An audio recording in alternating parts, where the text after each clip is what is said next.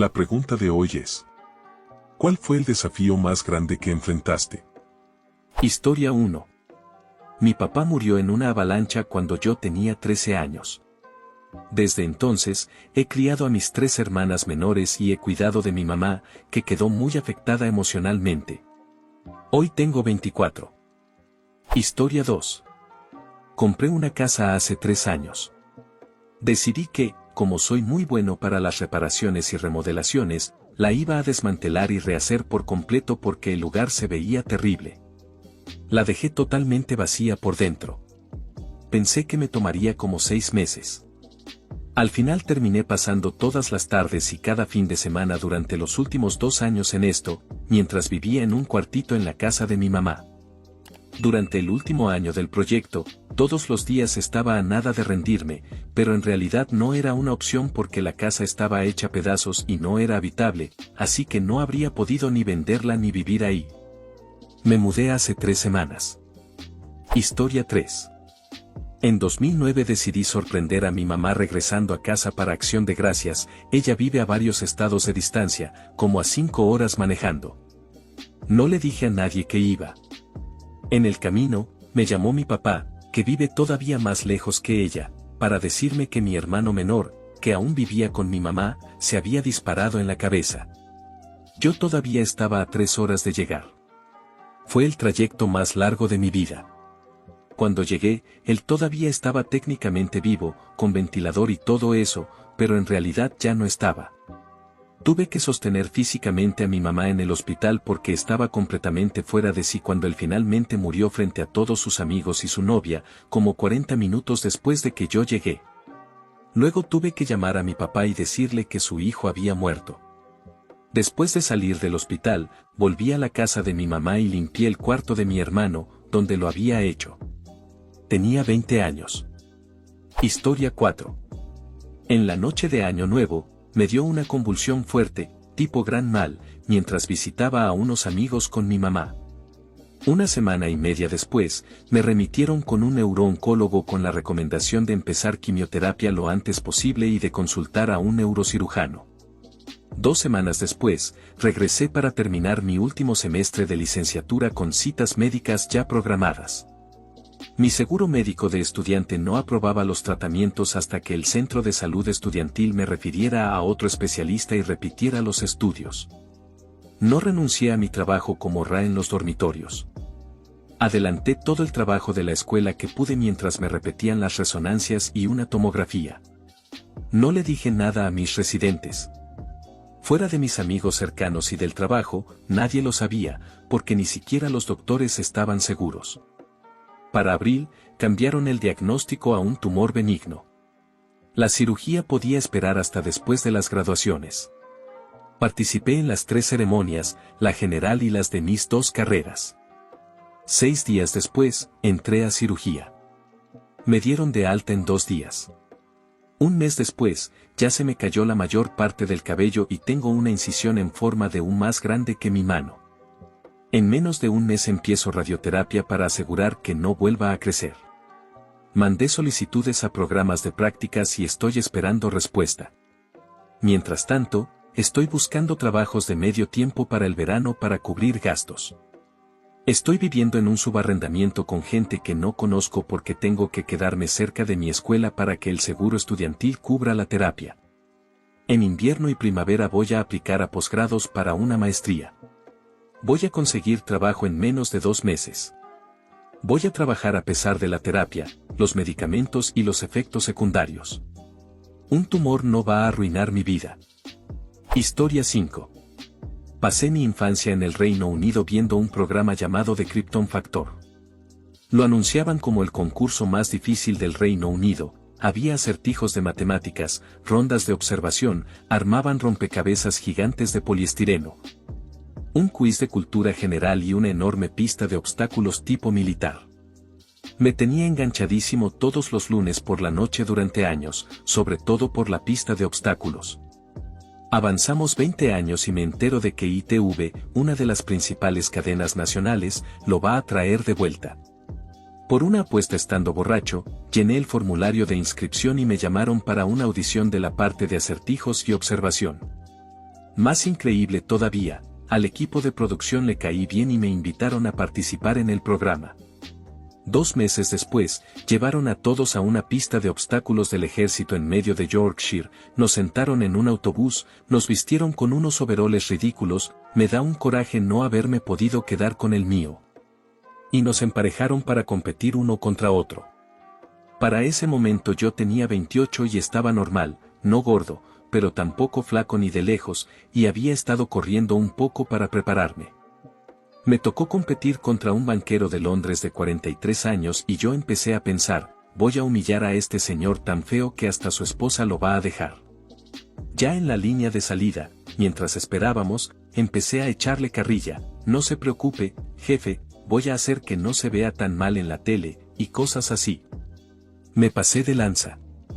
Lo que descubrí más tarde ese día, mientras alternaba entre vomitar y respirar enormes bocanadas de oxígeno puro en la parte trasera de la ambulancia del lugar, es que mi contrincante corría triatlones cada fin de semana.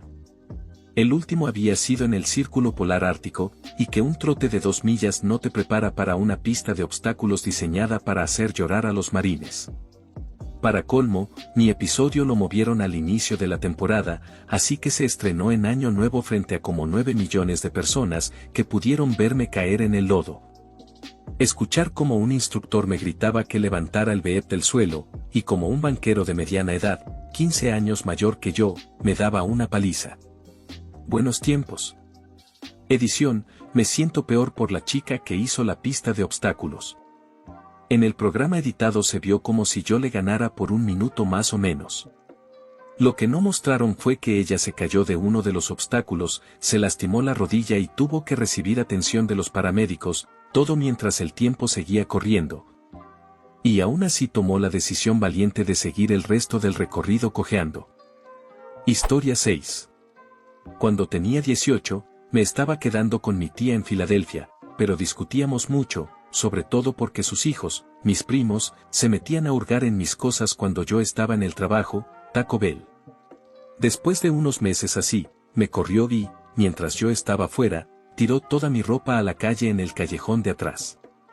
El resto de mi familia estaba en Miami, así que me quedé en la calle. Metí todas mis cosas en una bolsa grande y le pregunté a la gerente si podía guardarla en la parte de atrás del local. A ella yo le gustaba, así que aceptó. Durante el mes y medio siguiente, dormí o en el bosque cerca de la tienda, o junto a la tienda, pero escondido entre los arbustos para que no me descubrieran. Saqué una membresía en un gimnasio cercano para poder bañarme y, una vez por semana, llevaba la bolsa para lavar mi ropa en una lavandería cercana. Todo ese tiempo seguí trabajando en el Taco Bell y ahorrando dinero. Después de ese mes y medio, ya había juntado lo suficiente para rentar un depa bien feo por Bridge y Pratt, y volví a estar en regla, ya con un techo y una vida más normal. Historia 7. Hice lucha libre durante 4 años en la prepa. Suena bastante simple comparado con las historias de otros, pero de verdad fue lo más difícil que he hecho en mi vida. Tenía que levantarme y correr 2 millas con el equipo antes de que empezaran las clases, en pleno invierno, muchas veces con temperaturas bajo cero. Después de la escuela ayudaba a cargar tapetes de lucha súper pesados por toda la escuela hasta la cafetería, donde entrenábamos.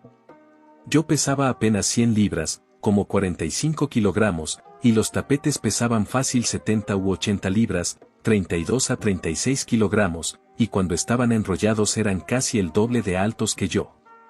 Luego entrenábamos durante las siguientes 3 horas y, al terminar, me iba a mi casa, donde casi no comía nada para asegurarme de mantener el peso para la siguiente competencia o torneo.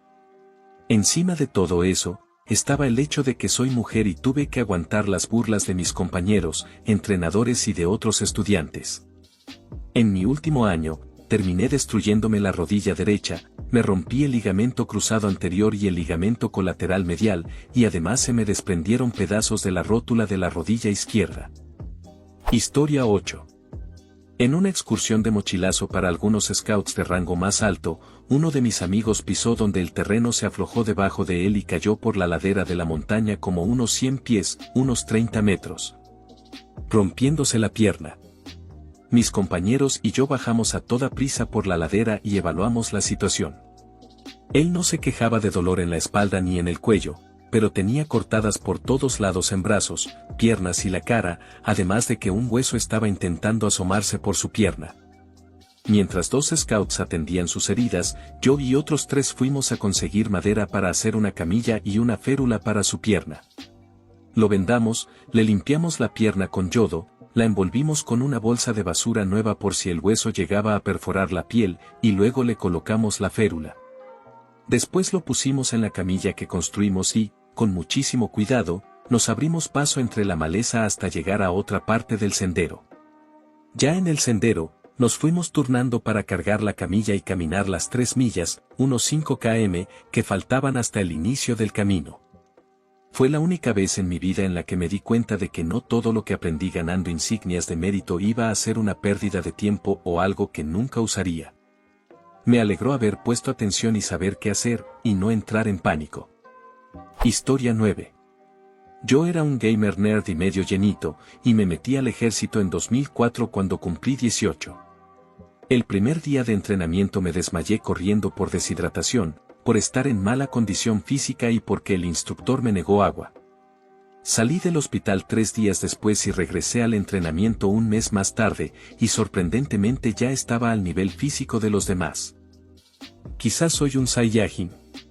Me volví militar y se me pegó la actitud y la manera ruda de hablar.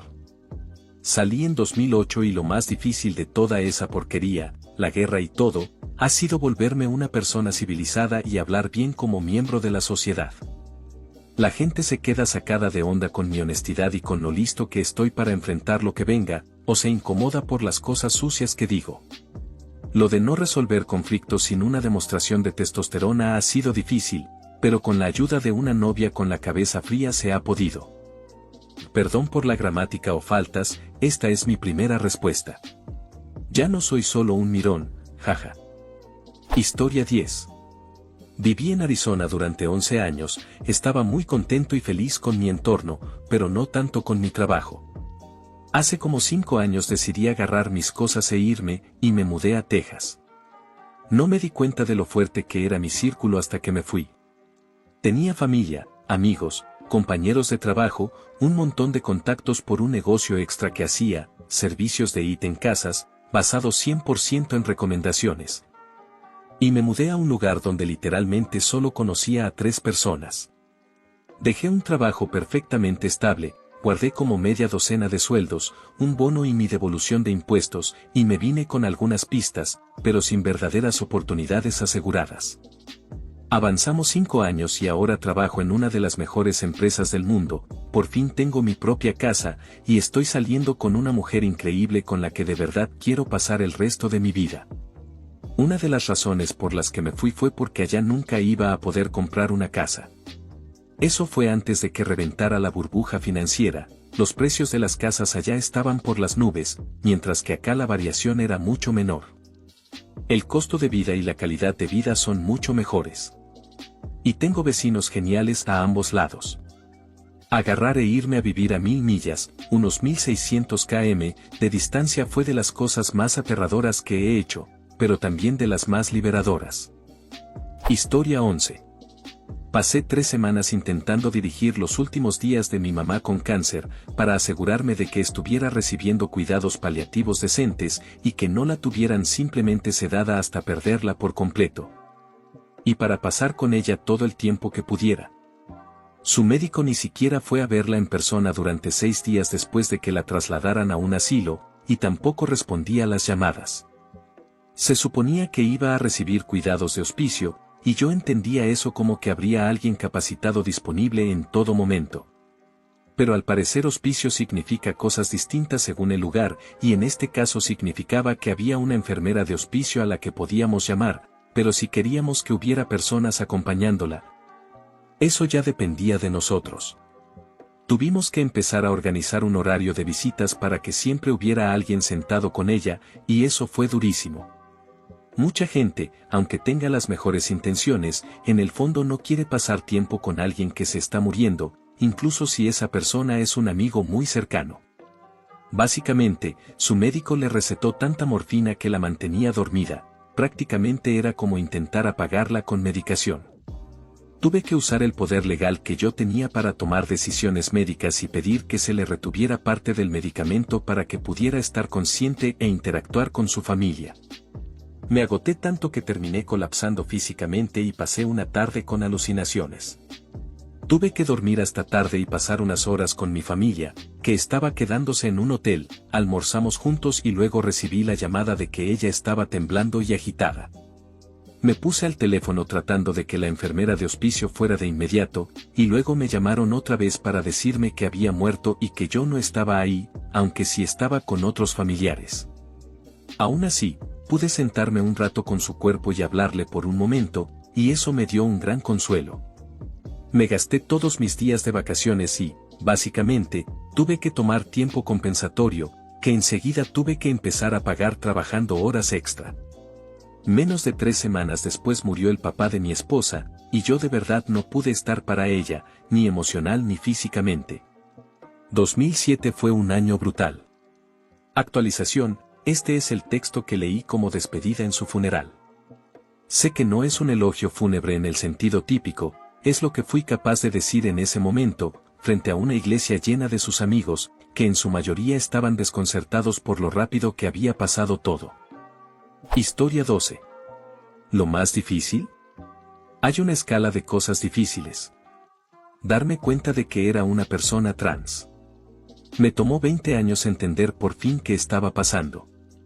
Buscar terapia y descartar que esas sensaciones fueran por estar mal de la cabeza y conseguir una recomendación para iniciar terapia hormonal, HRT.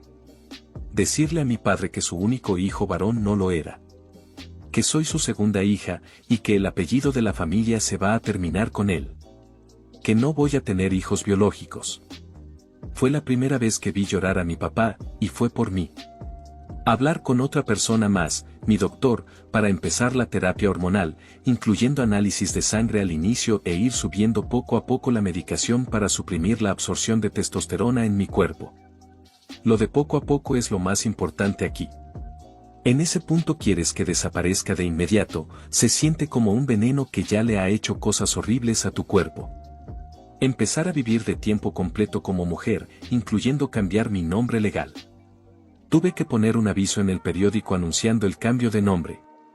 Como todavía estaba en la universidad, a los 22, hice el cambio después del semestre de primavera, justo a tiempo para el semestre de verano. Tenía calificaciones muy malas por una depresión aplastante por todo esto, así que ya estaba acostumbrada a tomar clases de verano. La parte dolorosa fue la depilación / eliminación del vello. Nunca tuve una cantidad enorme de vello facial, pero aún así pasé muchísimas horas en sesiones de depilación láser y electrólisis. La parte más fácil fue la cirugía. Yo sabía qué quería y cuándo. Tenía un plan, encontré al cirujano adecuado por el costo adecuado y lo hice unos días antes de cumplir 25 años. Eso fue hace casi 6 años. Historia 13. Llevo mucho tiempo leyendo en silencio, pero es mi primera vez comentando. Parece que la mayoría de las cosas más difíciles que he hecho o enfrentado han sido en los últimos 3 años. Enterré a mi papá y a una abuela a la que era muy cercano con apenas 3 meses de diferencia. Aunque ambos no estaban en el mejor estado de salud, las 2 muertes fueron inesperadas incluso dadas las circunstancias. Llamé a la familia para avisarles de la muerte repentina de mi papá. Fue especialmente pesado porque algunos familiares parecían querer todo tipo de detalles cuando yo apenas podía mantenerme en pie emocionalmente. ¿Qué importan los detalles a estas alturas? Vi a mi mamá lidiar con la pérdida de su madre y de su esposo de 34 años, una tras otra. En cierto sentido, también fue algo inspirador ver su fuerza y optimismo en un momento tan duro, y nuestra relación se fortaleció muchísimo por eso. Aún así, mi propio dolor y la preocupación por ella y por mi hermanita fueron muy difíciles de manejar. Agradezco que mi hermana todavía viviera en casa para que pudieran acompañarse y apoyarse todos los días. Me hospitalizaron por una arritmia cardíaca, PSVT, provocada por un descongestionante recetado y por la dieta que llevaba en ese entonces de bebidas energéticas, mi reemplazo del sueño, como yo le decía. Me enteré de que esa anomalía en mi corazón siempre había estado ahí y normalmente no sería algo tan preocupante. Aún así, tantos estimulantes en el cuerpo de cualquiera no pueden ser buenos, y en mi caso fue casi fatal. Los médicos de urgencias registraron más de 300 latidos por minuto. Dejé de fumar de golpe poco después de esas pérdidas y de mi hospitalización. Todavía considero que fue algo muy difícil, aunque también tenía un motivo extra para hacerlo, por mi salud y por mi mamá. Mi esposa y yo enterramos a nuestro primer y único hijo apenas el octubre pasado. Nació sin vida por una anomalía genética llamada trisomía 18. Estábamos tan felices por ser papás y tan emocionados por la vida que creíamos que íbamos a tener, que esto fue devastador, especialmente para mi esposa. El único rayo de esperanza en ese momento fue que esa condición era algo así como 1 entre 1000 y no tenía que ver con nosotros, nuestros genes ni nada por el estilo. Nos dijeron que no había razón para esperar el mismo desenlace en embarazos futuros. Pero esa esperanza se apagó este abril. A mi esposa le diagnosticaron falla ovárica prematura. Básicamente, es menopausia a los 28 años. Todos los doctores con los que hemos hablado creen que la muerte de nuestro hijo y esta condición no tienen relación entre sí, simplemente nos tocaron 2 casos de 1 entre 1000 con apenas 6 meses de diferencia. Y nuestros sueños de formar una familia quedaron casi destrozados. Después descubrimos lo caro que es la fertilización in vitro y lo complicado, y potencialmente costoso, que puede ser el proceso de adopción en Estados Unidos. Es impresionante lo fácil que es para algunas personas tener hijos como si nada, mientras que otras personas que hacen todo bien tienen que pasar por un escrutinio enorme de su vida y de sus finanzas para que les den el privilegio de criar a un niño que alguien más no quiere o no puede mantener o lo que sea. De verdad espero que esto no suene como un ataque hacia quien da a un bebé en adopción, porque no es mi intención. Sé que perder a un hijo de cualquier forma puede ser una tortura. Lo que digo es que el proceso de adopción, en mi opinión, es un desastre enorme, y a veces la vida simplemente no es justa. La parte más difícil ha sido estar para mi esposa y verla pasar por todo esto. Ella siempre ha sido muy optimista, una persona cariñosa y llena de vida, y tenía una inocencia que me inspiraba.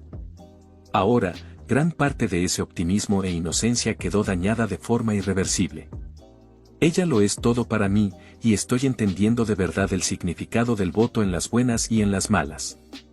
Estoy intentando ser su apoyo y ayudarla a atravesar este momento terrible mientras trato de mantener mi propia cordura. Sinceramente creo que lo que somos, nuestra amistad fuerte y nuestro compromiso, es lo que nos va a sacar adelante. Hoy nos sentimos mucho más unidos que antes, y nuestra relación ya pasó por pruebas durísimas. Así que, si hay algo bueno en todo esto, es que cuando por fin tengamos nuestra familia, sea como sea que suceda, la vamos a valorar muchísimo más. Así que supongo que lo más difícil que he hecho ha sido sobrevivir estos últimos 3 años con algo de optimismo y propósito. Sé que voy a salir más fuerte de todo esto y, aunque no soy una persona religiosa, de algún modo siento que las cosas pasan por alguna razón. Tengo la esperanza de poder mirar atrás en unos años y sentirme orgulloso de lo que logré después de haber pasado por todo esto. Historia 14. Mudarte de tu casa. Un poco de contexto, mi, entonces, novio y yo llevábamos 6 años juntos. Hablábamos de casarnos, tener hijos, todo eso. Pero cada vez que él se ponía una meta y la cumplíamos, inventaba otra nueva.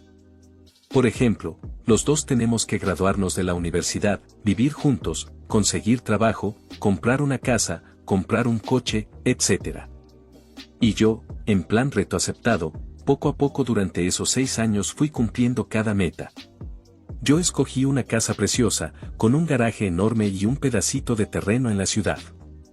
A él también le encantó, así que la compramos. Fue en mayo de 2010 cuando por fin nos mudamos.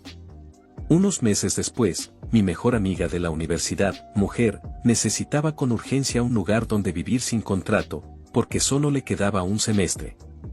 Literalmente le rogué a mi novio, sí, seguía siendo novio, no prometido, que la dejara vivir con nosotros, una amiga querida lo necesitaba y podíamos ayudarla. Además, teníamos un cuarto extra. Avanzamos a noviembre de 2010, por la época de mi cumpleaños 25. Mi novio básicamente había dicho, te voy a pedir matrimonio en tu cumpleaños 25. No pasó. Yo me puse muy triste unos días, discutimos, y menos de 5 días después de mi cumpleaños, él terminó conmigo. Dijo que necesitaba trabajar en sí mismo y que yo podía seguir quedándome ahí mientras buscaba otro lugar para vivir.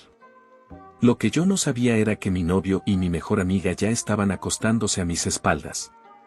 De hecho, mi mejor amiga fue quien firmó por mi maldito anillo de compromiso, él lo había pedido por internet. Me tomó un mes encontrar un lugar que aceptara renta mes a mes y además con gatos. Historia 15. Mi mamá y mi tía tuvieron cáncer de mama cuando yo era bastante joven, mi mamá sobrevivió, mi papá tuvo cáncer de próstata y mi tío tiene leucemia. Pero esta es mi historia. Mi extraña tranquilidad se desvaneció rápidamente cuando me pusieron la bata del hospital. Hasta ese momento había logrado bloquear cualquier tipo de miedo, pero esas paredes se derrumbaron de golpe, la ansiedad y la incertidumbre me invadieron hasta el alma. ¿Me iba a despertar con un dolor insoportable? ¿Y si algo salía mal? Escuchaba murmullos de mis padres hablando con el cirujano desde la sala de al lado mientras yo estaba descalzo sobre el piso de azulejo estéril del hospital. Sentí el frío entrar por los pies y subir por la columna. Me dolía la cadera, anticipando el corte del bisturí. Las palabras del cirujano retumbaban en mi cabeza: tienes un tipo raro de tumor óseo creciendo en la cabeza del fémur de tu pierna izquierda. Nunca lo vi venir, yo esperaba que esas cosas les pasaran a otras personas. Estuve en ese cuarto, atrapado con mis pensamientos, 1 hora, 1 minuto. Mi única noción del tiempo era el pitido lejano y los sonidos artificiales del hospital. Aunque jamás imaginé que me encontraría con cáncer, cirugía o algún problema médico serio, ahí estaba. Cuando pienso en cómo empezó todo, mi mente se va a octubre de 2006. Empecé a sentir dolores crónicos, repentinos y punzantes en la pierna izquierda. Era una sensación que nunca había tenido y me costaba describir cómo se sentía. Como no soy de quejarme, no se lo dije a nadie y esperé que se arreglara solo, pero mientras más lo dejaba pasar, más frecuentes y agonizantes se volvían los episodios. A pesar de que el dolor me interrumpía la vida todos los días, nunca lo mencioné. En una cena familiar, mi mamá notó que caminaba cojeando, en ese momento ya no pude guardármelo. Para no preocuparla, lo expliqué lo más breve posible y solo le dije que me dolía la pierna desde hacía un tiempo. Mi mamá, preocupada como es, me hizo una cita con mi pediatra de siempre, el Dr. Evers. Después de verme como media hora, al final dijo que no tenía idea de qué era y me mandó al hospital. Otra vez traté de explicarles a los doctores lo que pasaba, pero por primera vez en mi vida de verdad me quedé sin palabras. Lo mejor que pude decir fue que sentía punzadas muy fuertes. Cada doctor que veía quería hacerme sus propias pruebas, y aún así no encontraban nada. Después de pasar todo un día, me dijeron que no podían encontrar nada médicamente malo. Me quedé ahí, con la boca abierta, como un tonto. Eso no parecía posible. ¿Me estaban diciendo que el dolor estaba en mi cabeza? Lo único que sacaron de un día entero de radiografías, análisis de sangre y resonancias fue que tenía una ligera diferencia en el largo de las piernas y escoliosis. Eso era todo. Me mandaron con otro especialista. Nadie parecía querer hacerse responsable de mí. Durante los meses siguientes fui con el quiropráctico al que me refirió el hospital. Su consultorio estaba en un sótano oscuro y con olor a humedad, con un aroma familiar pero repulsivo que no lograba identificar. Ese doctor ni siquiera miró mis placas de la resonancia y solo me mandó a terapia física 2 veces por semana. Era solo otro doctor tratando de deshacerse de mí. Me ponían a hacer estiramientos raros y me aplicaban una especie de electroterapia en la espalda. Aguanté como un mes, pero cada vez que salía de terapia me sentía peor.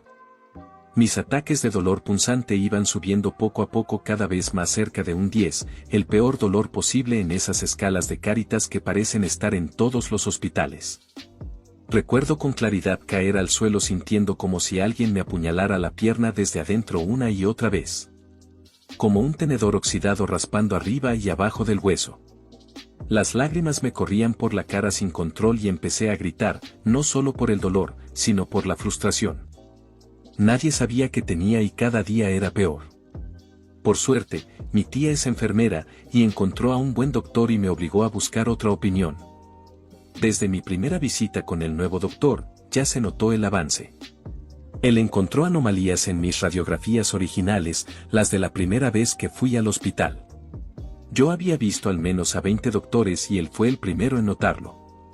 Cuando por fin me diagnosticaron, por estresante que fuera, sentí un alivio enorme, al menos ya sabía que estaba mal. Me mandaron a hacer muchísimas pruebas y mi vida se volvió a entrar y salir de hospitales. Conforme avanzaban, aprendí más sobre por qué me dolía tanto. Tenía un tumor óseo del tamaño de una moneda en la cadera y conforme crecía presionaba un nervio importante, alterando todo mi sistema nervioso en esa pierna. Por fin me programaron una cirugía criogénica para remover el tumor y reemplazarlo con un injerto óseo en abril. Me acostaron en una cama con sábanas blancas. Un olor estéril extraño me inundó mientras las enfermeras aparecían de la nada y empezaban a revisarme como lobos a un cordero herido, conectando tubos, metiéndome agujas. El tiempo se aceleró y empecé a marearme. Conté las luces fluorescentes mientras pasaban por el techo al rodarme por el pasillo. Cualquier cosa para distraerme. Me colocaron una máscara y me dijeron que respirara profundo y contara hasta 10. 1, 2, 3. Me recordó al aire de la montaña, tenía esa sensación fresca. 4, 5, 6. Una luz blanca muy brillante apareció sobre mí y personas con mascarillas se amontonaron alrededor.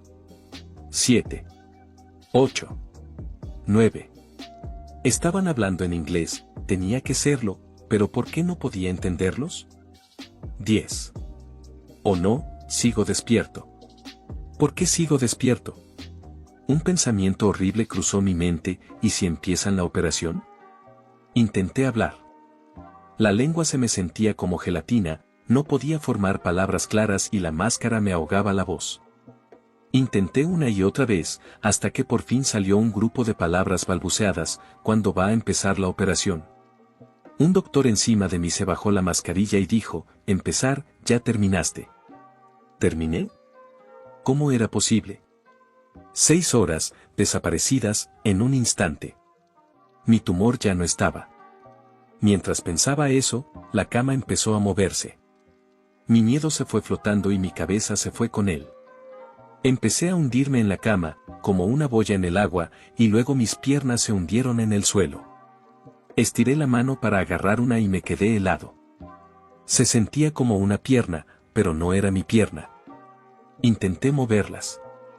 Se me vino a la cabeza Kill Bill, mueve el dedo gordo. No podía. ¿Me pusieron epidural? No tenía idea de que lo iban a hacer, o quizás se me olvidó. No sentía nada, absolutamente nada. Me empecé a reír. Pasó de risa nerviosa a algo real. Mi miedo se había reducido y sentí que era más fuerte. Esta prueba estaba lejos de terminar y, en cierto modo, nunca va a terminar. Voy a cargar con esto el resto de mi vida. Aún así, mi forma de ver la vida cambió por completo desde que me desperté ese día hasta ahora. Ya no doy la vida por sentada. Tuve una recuperación larga, un año entero de terapia física y seguimientos con pruebas y citas frecuentes. No hace falta decir que afectó muchísimo mi escuela y a veces envidiaba a los chicos normales. Me tomó tiempo apreciar mis dificultades y verlas como algo que, de alguna forma, también me dejó lecciones. Ahora me doy cuenta de que soy de los afortunados, porque hoy le saco mucho más a la vida de lo que nunca habría podido, y aspiro a ser mucho más. Se lo debo a mi familia, a mi cirujano, a mis doctores, a mis amigos y a todos los que apoyaron mi recuperación. Historia 16. Mi historia pasó hace unas semanas. Soy fotoperiodista y director de marketing en una empresa que trabaja con artistas del mundo en desarrollo. Estaba tomando fotos en Puerto Príncipe, Haití, cuando ocurrió esto. Tomamos un mototaxi hasta la mitad de una montaña en Carrefour, Puerto Príncipe, Haití, para conseguir algunas tomas de relleno, B-roll, para un video que estaba grabando. Subimos caminando la montaña cargando una cantidad absurda de equipo de cámara, solo para darnos cuenta de que calculamos mal la puesta de sol y tuvimos que bajar a pie en la oscuridad. Eso no estuvo tan mal, pero cuando llegamos a la carretera principal teníamos que tomar otro mototaxi de regreso a nuestro alojamiento al otro lado de la ciudad. Lamentablemente ya era demasiado tarde para conseguir una camioneta grande, que suele ser la forma típica de moverse largas distancias, así que tuvimos que subirnos a otra motocicleta para un trayecto de 40 minutos. Había llovido y las calles estaban muy mojadas. Íbamos en dos motos, yo y mi socio en una con nuestro conductor, y en la otra iba nuestro otro socio, el traductor y su conductor. Sin que nosotros lo supiéramos, ellos se accidentaron poco después de salir, lastimando al traductor y al conductor. Nuestro conductor sí lo sabía, pero no nos dijo nada y arrancó. Llegamos a una intersección principal y se fue derecho en lugar de girar a la izquierda. Nos llevó por las zonas más peligrosas de Haití, Cité Soleil, en 2004 considerada el lugar más peligroso del mundo, donde los mototaxis normalmente no entran de noche para evitar que les disparen. Lugares a los que ni los locales van, y nos hizo bajarnos de la motocicleta. Estábamos en medio de un mercado nocturno, con llantas quemándose en la calle, y gente de mala pinta empezando a juntarse alrededor de nosotros. Le gritamos al conductor en un francés / criollo haitiano mal hablado que nos llevara a casa ya mismo. Podíamos ver las luces de la base de la ONU y del aeropuerto y, con cada vuelta, se iban alejando más y más. En ese punto, empezamos a planear nuestra milla estilo Mogadiscio. Nos dimos cuenta de que nos estaban llevando a algún lugar contra nuestra voluntad y tuvimos que pensar cómo quitarnos al conductor de encima y apoderarnos de la moto para poder regresar. Yo no iba a correr por las calles de Puerto Príncipe de noche con $10,000 en equipo colgándome del cuello, y mucho menos iba a arriesgarme a quedarme esperando hasta que amaneciera. Nuestro conductor siguió llevándonos cada vez más lejos, hacia las colinas y fuera de la zona transitada. En algún momento íbamos por una carretera trasera desierta con un vehículo siguiéndonos demasiado de cerca, de manera sospechosa. El conductor se metió a una gasolinera y el vehículo también. Se bajaron y empezaron a hablar como si nada. Ahí pensamos, espera, puede que de verdad nos estén intentando secuestrar. Los dos nos subimos de nuevo a la moto, le extendimos todo nuestro dinero al conductor y le dijimos, llévanos a la base de la ONU, ya. Por fin logramos que entendiera y nos llevó a nuestro destino original. Al día siguiente hablamos de lo que pasó con nuestro traductor. Se puso pálido, y eso que es haitiano, negrísimo. Resulta que nuestro conductor quizá estaba buscando a alguien a quien vendernos, pero por alguna razón no pudo, o lo convencimos de no hacerlo. Definitivamente ha sido de lo más difícil que me ha tocado, mantenerme calmado y no entrar en pánico cuando, en el fondo, yo sabía que estaba en un peligro real. Y hasta aquí el video de hoy. Espero y les haya gustado, y no olviden visitar nuestro canal secundario de historias de dramas familiares y chismes, también de comentar una anécdota o experiencia similar al tema del video, dejen su like. Compartan si les gustó el video, y por último no olviden activar la campanita para no perderse ninguno de nuestros videos diarios. Chao.